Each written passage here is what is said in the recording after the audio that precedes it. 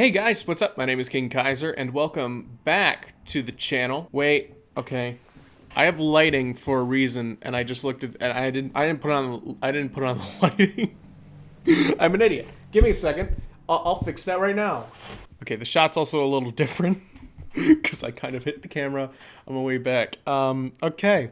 So, there is a lot of stuff that I want to get into, but just so you know, we are restarting yet again. I don't know why I'm wearing a hat. This is it's making it harder for you to see me, which could possibly be a good thing. Who knows? But we're not gonna stick around and do the same old and introduce ourselves 100 times before we actually get a video done. We're just gonna jump right into it. How about that? China. It's a country that not many people like right now. Seeing as how we started off this year with threats of World War III, I think it's a very appropriate time to talk about China and become a target for their bombing list. That would be great. That'd be wonderful. I love to die. You can tell in my voice. I'm really excited to talk about this. So yeah, there's a lot of YouTubers that have been on China's bad side and have been put on sort of a ban list in China. And certain people will take content from YouTube and push it over onto on China websites, and then they promote the person in China. You could become famous in China, which is very important when you're a personality. You can expand to an audience with over 1 billion people. That just makes business sense. I don't want to be known in China. I'm sorry. I just, it's fine, okay? I don't care about the people. In fact, the people I'm fine with. I'm happy that they exist, but that they exist in torment because of the government, and that's the people who I hate. So, just so you know, if this does somehow get onto a Chinese site before the bans go out, and if you're a Chinese person watching this who knows English for some reason, here's the deal. This is not directed at you. This is directed at the government. F China. I'm just gonna say it. Fuck China. I'm not gonna support it. I'm not going to push myself towards their image, and I really don't feel like that I should even be mentioning them at all. I shouldn't. I should mention Blizzard. That's for sure, because what they did is scummy. And I'm not letting them go for that. The thing is, if I'm going to get big on this channel, and that's my hope for 2020, I want to actually try to get somewhere on YouTube, then I gotta just stake my claims right here and now. Fuck China. I'll say it in every video that I do from now on. This is just a warning. A little recap before we move on to the actual thing, which, going from one authoritarian government to another, boom! YouTube! Hello, how you doing? How are you gonna watch this video if I'm blocked in 2 places, huh? Okay, YouTube. Yeah, I said I wanted to be bigger on this platform. It's not gonna work. But there's a lot of people that are really upset with YouTube right now because they are they're breaking down YouTuber spirits, and this is more of a last year thing, but I've been wanting to do it, and I kind of knew that I had to bring this up as the first video of the year. The fact is that YouTube is really cracking down on its creators, and it's become more corporate each and every single year. So I want to talk about YouTube and how this current platform's broken and why it's broken and what we can do to fix it. Because YouTube has actually tried, but it's failed miserably. And I just want to explain it to you guys. YouTube has been the only competition when it comes to video marketing for the longest time. It's only recently that stuff like Facebook and Twitter and Instagram, they started doing their own stuff. But even then, none of these markets really faze YouTube. YouTube has become the main platform, the second most used website on the internet, right next to Google, Very interesting. There hasn't really been any competition when it comes to YouTube in a long, long time, and I think that we're due for that. We are due for YouTube to start breaking down and diverting audiences into different websites. And YouTube has tried to do this. You know, when you had YouTube Kids, you had YouTube Gaming, you had YouTube Music. For some reason, which is different than Google Play Music. I don't get it, but, you know, it's fine. So the fact is, YouTube has tried to go into different platforms. YouTube Gaming was obviously directed towards the competition that was given to them by Twitch, and YouTube Kids was in response to a lot of the parents saying, "Oh, I don't want my kids to watch YouTube because it's terrible." And we both know how those went. They were terrible, awful places that nobody could really salvage. Nobody used YouTube Gaming much because Twitch was a lot better of a platform when it came to it. And either way, even if you used YouTube Gaming, your recording would go straight to your YouTube thing. So why stream using YouTube Gaming rather than stream using YouTube? Because it's all the same thing anyway. And not to mention, there was no like real portal for any of these sites. There was never like, if you go onto youtube.com, you're on youtube.com. You have to know the URL for the YouTube Gaming and for the YouTube Kids. But if you add a portal, maybe some people will be upset because every time they go to youtube.com, now they have to select which YouTube do they want to use.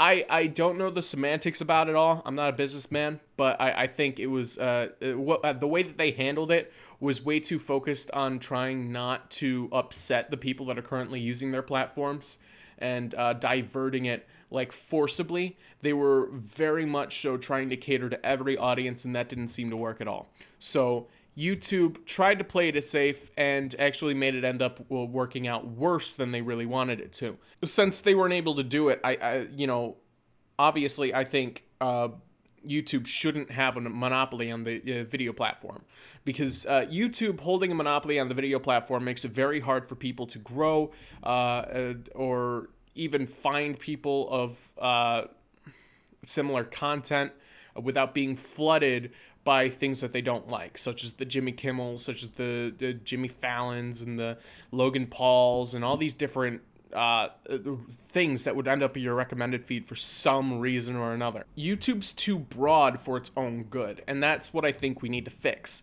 When it comes to this change, though, it can't really be YouTube doing the change.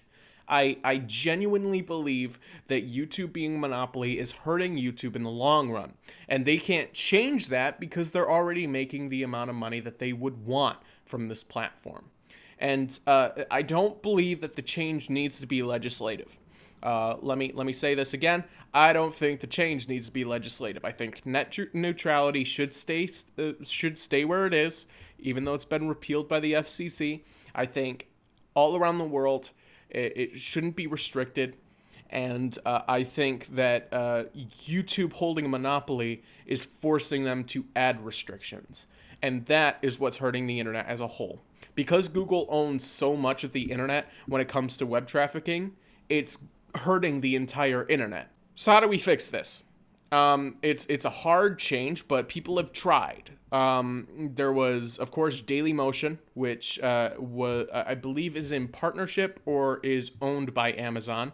I'll find that out when I'm editing this video.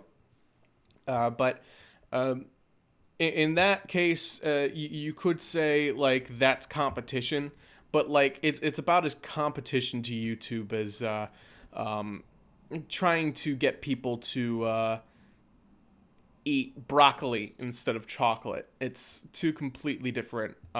It's in the same market, but two completely different levels, because you know that the broccoli is good for you, but chocolate tastes a lot better.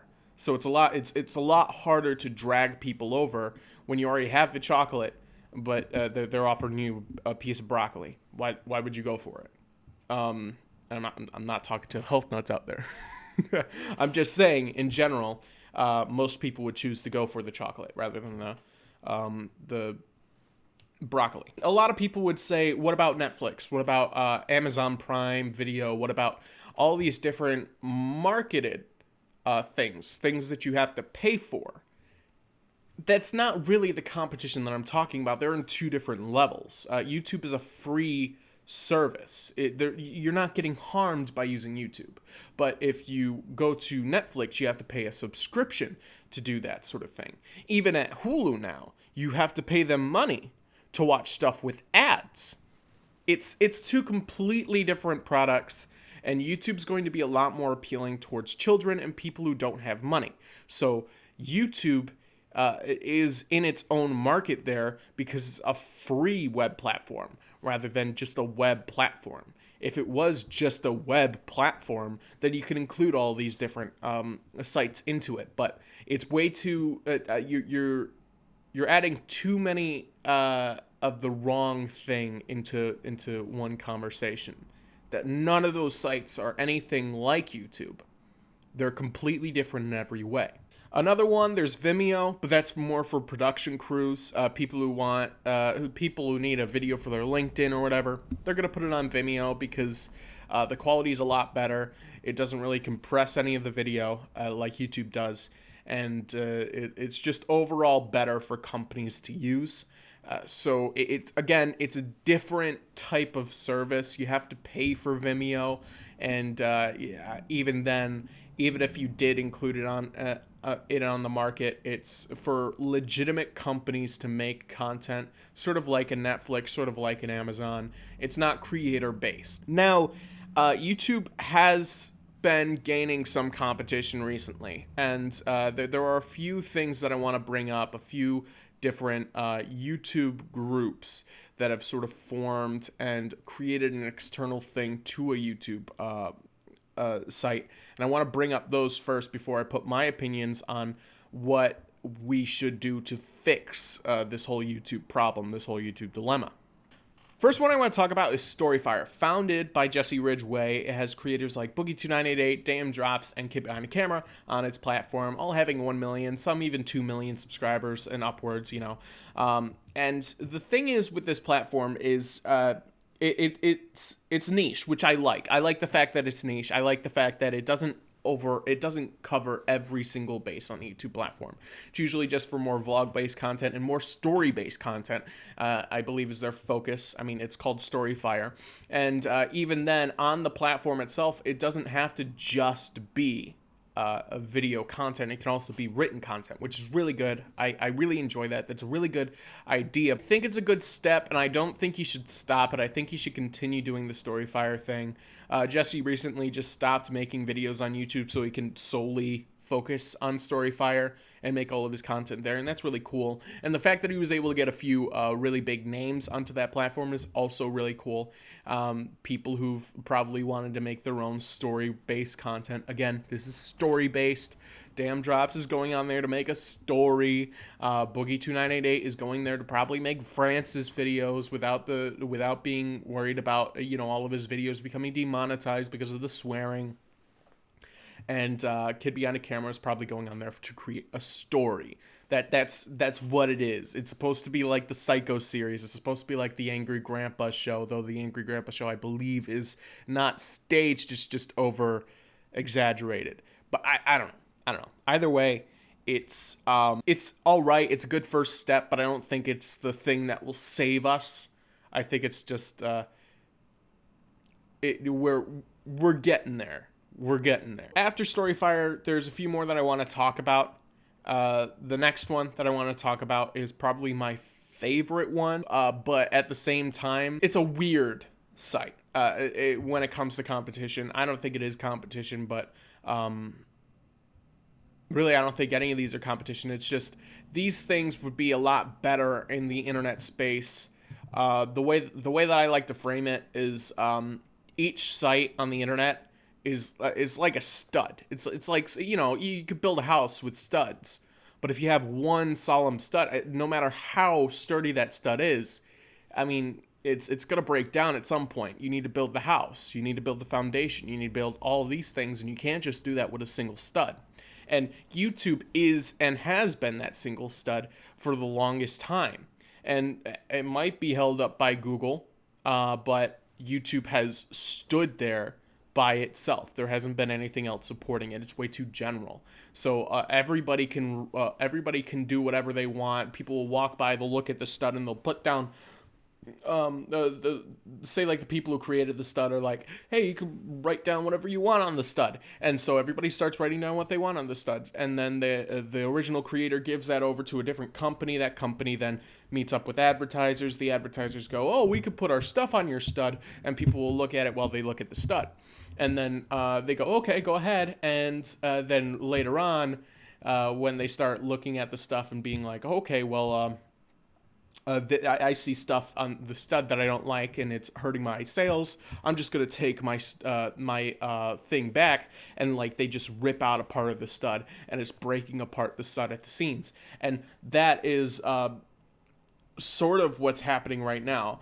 That one stud, you know, when Pepsi took out his ads and all that, they're taking out pieces of the stud, just making it less sturdy. So YouTube obviously doesn't want the stud to break, so they're trying to, like, you know, hey, please come back, bring back the stud and put it back in, that sort of thing, making it more sturdy to keep it up longer than it really should have. YouTube shouldn't have been the top website for like 10 years. It shouldn't have been, but it kind of has become that. So my hopes with like Storyfire and these other sites that I'm about to talk about is that they create their own studs and they connect together in a way.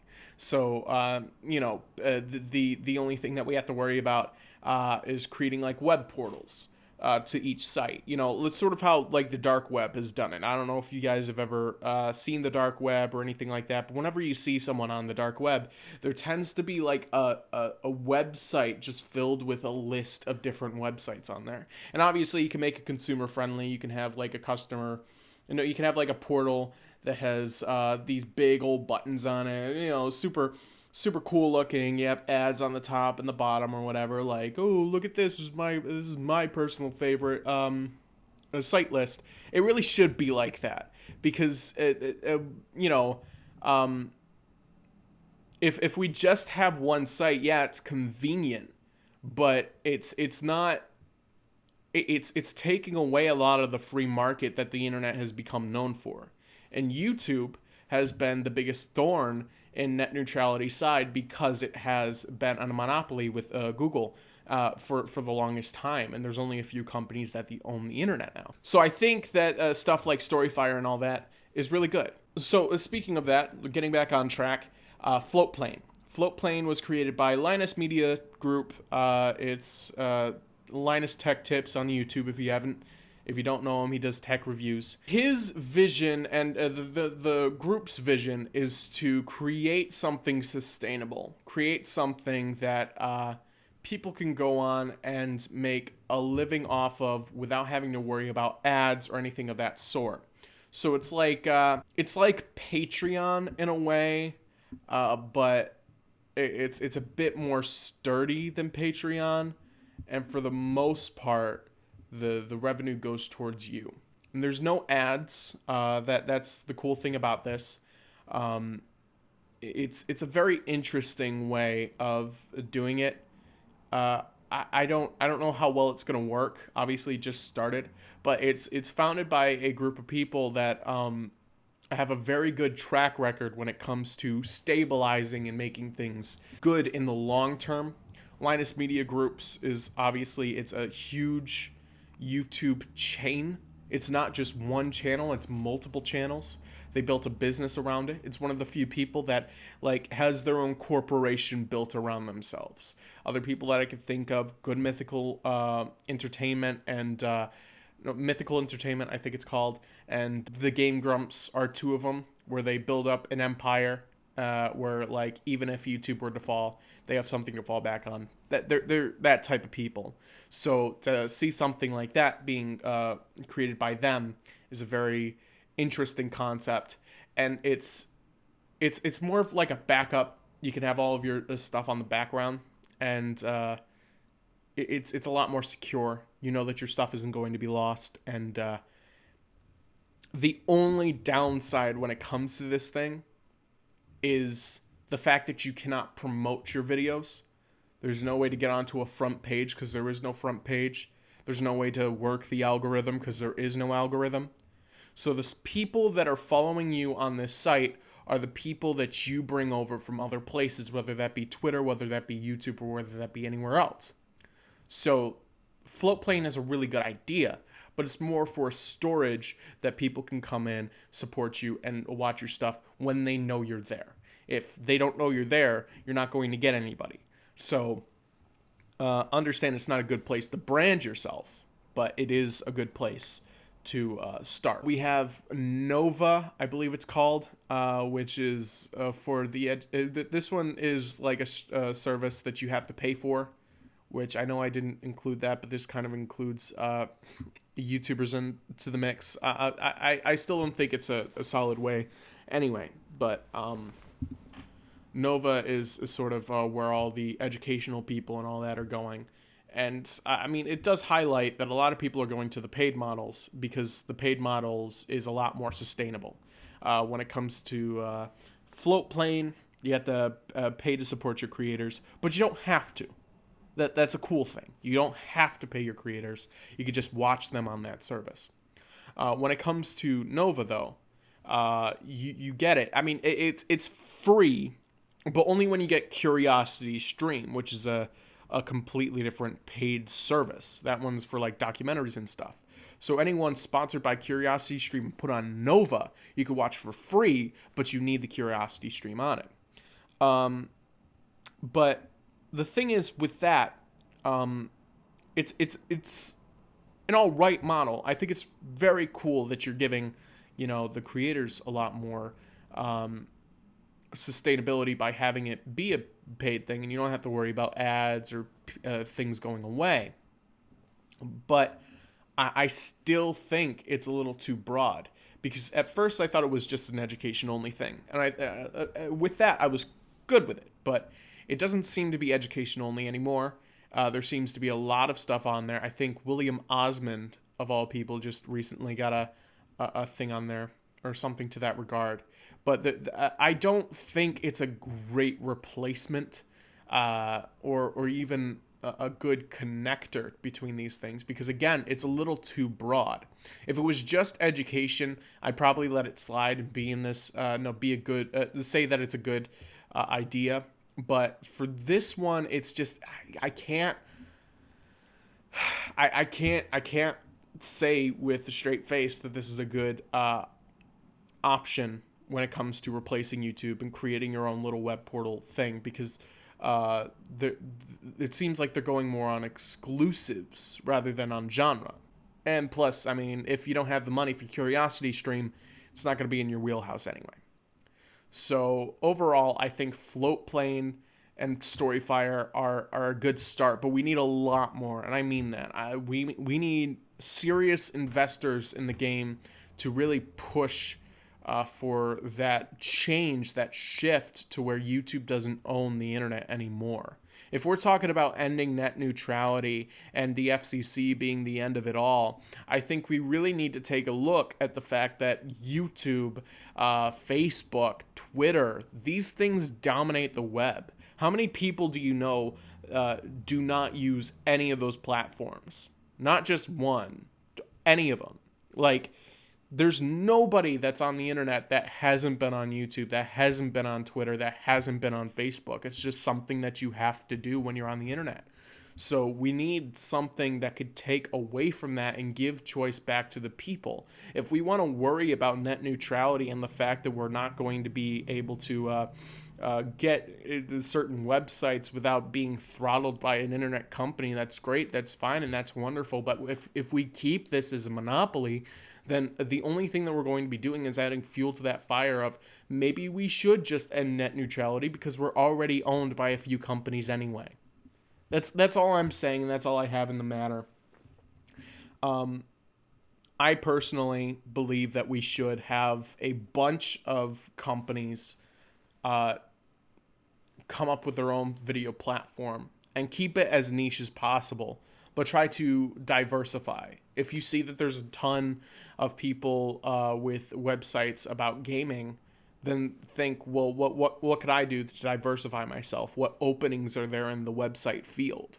I think we need to include the fact that we can create websites, and that's a big feature of the internet, as a way to incentivize people like millionaires and billionaires who want to create stuff like YouTube has, and just focus on something niche. Because if you do that, and you like incentivize people to, like, say, create a web portals or have a text file on your computer that gives you all the websites that you need, I think that would be better for the internet as a whole, and that would improve our freedom on the internet and improve net neutrality as a whole. I think that YouTube has spent way too much time at the top of the mountain unopposed. I think we just, and I don't think anybody can go up to them one-on-one.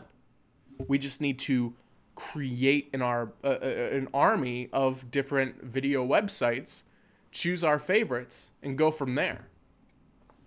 That's just my 2 cents on the matter. I know this is a lot more ranty than it really should have been, but that's kind of what I want my channel to go towards. I want more time to talk to you guys about certain things that I think about on just regularly. So stuff like this, I'm really interested and excited to go and explore. So I hope you guys enjoyed it. I cut it down, obviously, to make it a lot more easier to digest. But that's my thoughts on YouTube. I still want to get big on the platform, but I want to get big just so that when the time comes, I could diversify if I wanted to. So yeah, that's it. That's all I want. I don't think YouTube should go down. I don't think YouTube should die. If it tried doing YouTube gaming again, I wouldn't be opposed to that. I think that it's a very interesting concept that we have to go down. If we really want net neutrality, then we should go for a full net neutrality, not just in a net oligarchy. That's not something that I want to go towards. So I hope you guys enjoy, and I'll be back soon with another video talking about other things. I do have a few things in mind, and I'm probably going to be rambling all night, so you're going to be seeing me in this yellow shirt a lot because I'm excited to get this going. So, thank you guys for watching. Hope you enjoyed. And I'll see you guys next time. Boop. Oh, and one more thing. For those of you who are interested in going into Floatplane, understand that right now, if you want to be a creator on Floatplane, you do need an audience, and you actually need a lot of audience growth, I believe it is. Let me read this. So I talked to Dan Z, and this guy who's a support person over at Floatplane. I requested to be a part of the Floatplane creator program. He then replied, I hope all is well with you today. At this stage in beta, the team is primarily focused on onboarding creators who already have a devout following. So I wasn't allowed in. I asked, so I continued, and I said, all right, I understand, but for reference, what's a certain criteria you're looking for? Any view range / subscriber total you have sort of as a sort of goal for me to set? He said, at this time, due to being in the early stages of development, we are being quite selective about the creators who can join. Who is able to join the platform is largely based on channel health, which is a combination of recent subscriber growth as well as views. We also take into account frequency of videos released. So that means that if you do want to be a part of this, you're going to have to have a large following, not just some so following. It's definitely not going to work if you have a few hundred subscribers. That's definitely not the case. And I don't even think it's going to work if you have a few thousand. Like, I do have a few people that have over 15,000 that I know, and that I know have a good following, but I don't think it would work. I don't know. I'm going to have to ask the person that I know about that. But for right now, if you do want to be a part of Floatplane, you're probably going to have to be a viewer rather than a creator. So that's very interesting. And just so you know, this is aside that's what you're going to need. Which I mean, honestly, might scare anybody else, but for me, it's a good indicator. I want to really try for it. So if we can, let's let that be our goal. That's going to be the goal we're going towards. We're not going to be going to be like a million subscriber YouTuber. We're just going to be part of Floatplane. So that's what we're going for. You can give me specific numbers if you're going to ask for that. I might have to ask him about that. But from what I know, he doesn't. I don't think he has any ideas on the specific numbers that you need. So thank you, Dan. That's it. That's all I was. That's all I was going to say. Okay.